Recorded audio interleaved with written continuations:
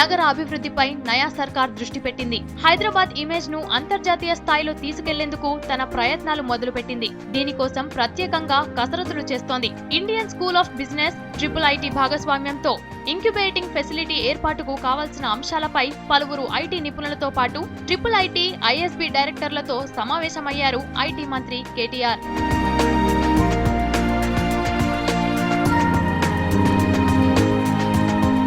హైదరాబాద్ ను కేవలం BPO వంటి సేవలకే పరిమితం చేయకుండా అన్ని రకాల ఐటీ సేవలకు డెస్టినేషన్ గా మార్చేందుకు ఇంక్యుబేషన్ ఫెసిలిటీ తోడ్పడుతుందని ఆశాభావం వ్యక్తం చేశారు కేటీఆర్. ఐటీ ఎగుమతులు, రెవెన్యూను మరింత పెంచేందుకు ప్రయత్నిస్తామన్నారు.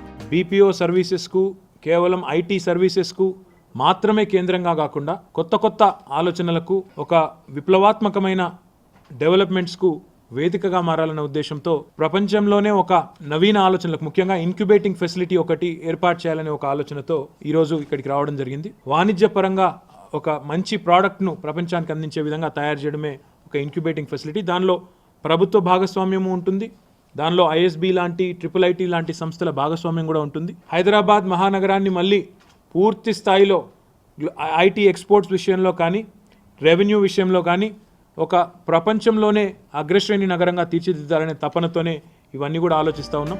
హైదరాబాదే కాకుండా వరంగల్, కరీంనగర్ లాంటి ద్వితీయ శ్రేణి నగరాల్లో కూడా ఐటీ సేవలు విస్తరించేందుకు కృషి చేస్తామన్నారు ఐటీ శాఖ మంత్రి కేటీఆర్.